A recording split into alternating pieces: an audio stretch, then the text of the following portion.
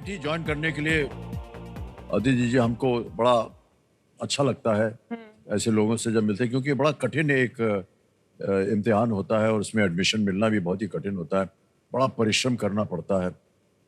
क्या वो चीज होती है जो आपको प्रभावित करती है कि मुझे यही जाना है?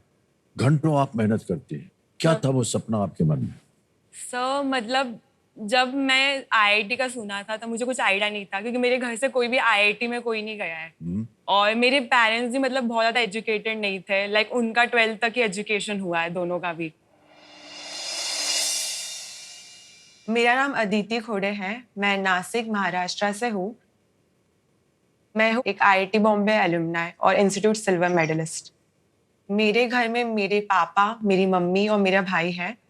मेरे पापा भी फार्मर थे पहले, बट अब जब से पापा का जब सर्जरी हुआ है तब से वो नहीं कर रहे हैं अभी खेती। 2016 में मेरा हार्ट ट्रांसप्लांट हुआ था। इतनी बड़ी नौबत आई थी कि खेती कैसे करो, तो खेती मैंने बटाई में दे दी। उनमें से जो कुछ पूंजी आती थी, जो पैसा आता था, वो आदित्य के पढ़ाई के लिए और घर का खर्चा और मेरा दवाई, इतना स्ट्रगल था कि हम बोल नहीं सकते। बहुत बार ऐसा हुआ है, मुझे लगता था कि मैं उसको बहुत सारी खुशियां दे दूं, लेकिन वो दे नहीं पाई। जब हार्ट ट्रांसप्लांट की बड़ी सर्जरी हुई थी, उस टाइम मैं उसको जितना चाहिए उतना टाइम नहीं दे पाई, क्योंकि उसके पापा जी को भी टाइम देना जरूरी था। और उस टाइम उसने 10वीं क्लास में बहुत अच्छे मार्क्स लेकर वो 10वीं क्लास पास हो गई। और उसके बाद उसने जेई की प्रिपरेशन करके वो भी क्रैक किया और आईआईटी बॉम्बे में उसका दाखला हो गया। हमारे फैमिली में आज तक कोई इंजीनियर ही नहीं बना है। उस दिन हम इतने खुश हो गए कि हमें ऐसा लग रहा था कि किस किस को बताऊं। मेंटली उसके लिए बहुत ज़्यादा हैवी था सब कुछ, फिर भी उसने सब चीज़ें अच्छे से मैनेज की और उसने बहुत अच्छा स्कोर किया। मेरी जिंदगी का सबसे अच्छा दिन था, बहुत बड़ा दिन था, इतनी बड़ी खुशी थी। उसको हमारी तरफ से, मेरी तरफ से पूरा सैल्यूट है।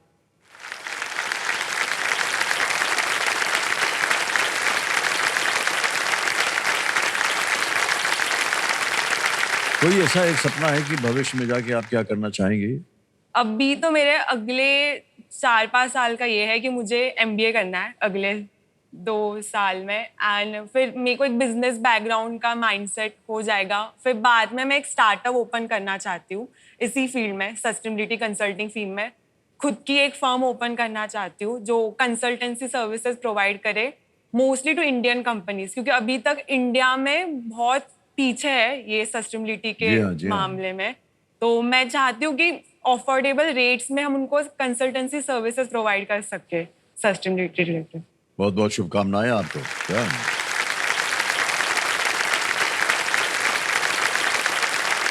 वैशाली जी, आप अपने सुपुत्री से बहुत प्रभावित होती होंगी।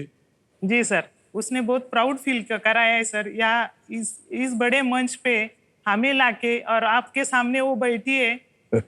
बहुत बहुत धन्यवाद केबीसी का और आपका सर। अरे नहीं, ये इस योग्य हैं, अपने ज्ञान के बल पर यहाँ आई हैं ये। आपने इनसे कहा था कि पढ़ाई करो और वही उदाहरण बन के आज यहाँ आई है। इतनी शिक्षा प्राप्त की, आपने कहा उसको पढ़ने के लिए, तभी जाकर के वो आज यहाँ बैठ पाई। मुझे अभी भी सपना ही जैसा लग रहा है कि आपके सामने वो बैठी है और मैं भी यहाँ बैठी हम हूँ। कुछ नहीं है, इनका ज्ञान जो है वो सब कुछ है। इतना ध्यान रखिएगा। ओके, बहुत बहुत बधाई आपको। ऑलराइट। तो हमारे जितने भी दर्शक हमारा कार्यक्रम देख रहे हैं इंडिया 25, आप देख रहे हैं कि आजकल की जो पीढ़ी है वो कितनी स्पष्ट रूप से जानती है कि वो क्या करने वाली है, कहाँ जाएगी, भविष्य में क्या होगा। ये आजकल की जो नई पीढ़ी है, इनके मन को, इनके स्वभाव को देख करके हम सब बहुत ही इम्प्रेस होते हैं, बहुत प्रभावित होते हैं। बहुत बहुत बधाई आपको और जितने भी कंटेस्टेंट्स आए हुए हैं, सबकी बातें सुन करके हमें जब लगता है कि वो जो आगे बढ़ते हैं और पहले से मालूम होता है उनको, अपने ज़माने में ऐसा कुछ नहीं था कुछ। हमारे एक्सपर्ट कंप्यूटर जी बता रहे हैं कि PM 2.5 पार्टिकुलेट मैटर, जो कि 2.5 माइक्रोमीटर से कम डायमीटर वाले छोटे कण होते हैं।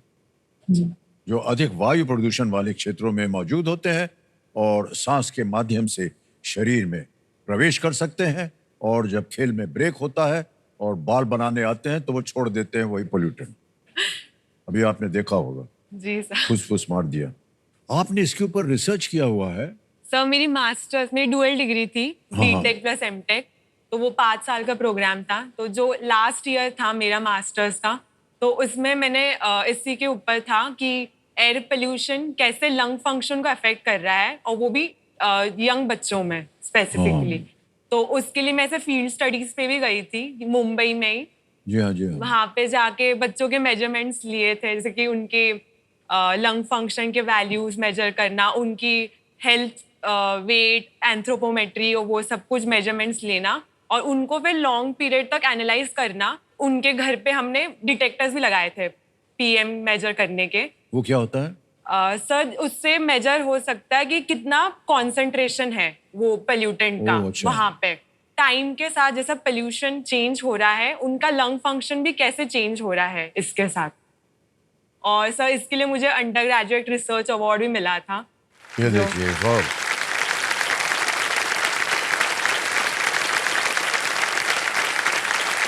तो वो कहाँ जा करके जरा भयानक हो जाता है या डेंजरस हो जाता है, हाँ वो आपको पता है उसके बारे में?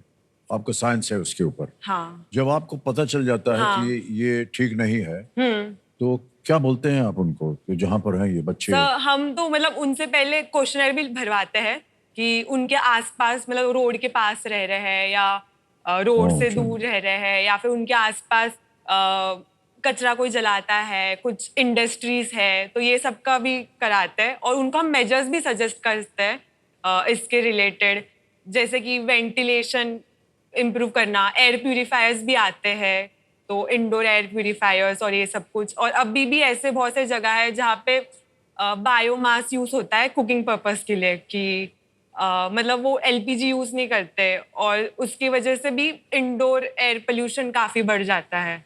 अभी हम पूछने चाह रहे थे कि घर में अगर धुआं हो जाए तो वो भी मेजर करता है? हाँ गड़बड़ हो गई यार। अगरबत्ती अगर जलाए तो? सर अगरबत्ती भी मेन सोर्स है घर का इंडोर एयर पोल्यूशन का। तो पूजा पाठ कैसे करें हम? सर अरे मतलब अब अच्छा हुआ आपने बता दिया। हाँ। हम तो रोज अपने घर में जगह जगह पर अगरबत्ती जलाते हैं सुबह शाम, तो वो उससे गड़बड़ होता है? उससे होता है सर, बट वो कम अमाउंट में है, बट होता है उससे भी। वो भी एयर पोल्यूशन का ही सोर्स है। तो उसके लिए क्या करें हम? यानी वेंटिलेशन होना चाहिए। वेंटिलेशन, अगरबत्ती जलाएं लेकिन दरवाजा खोल दे ताकि हवा आती रहे, हाँ। और एयर प्यूरिफायर, एयर प्यूरिफायर लग जाए। हाँ। ठीक है, बहुत सारी जानकारी मिल गई आपसे अदिति जी, बहुत बहुत धन्यवाद आपका। अब हमें आपको एक चेतावनी देनी है अपनी तरफ से। आपने बता दिया है कि पोल्यूटेंट क्या क्या होता है,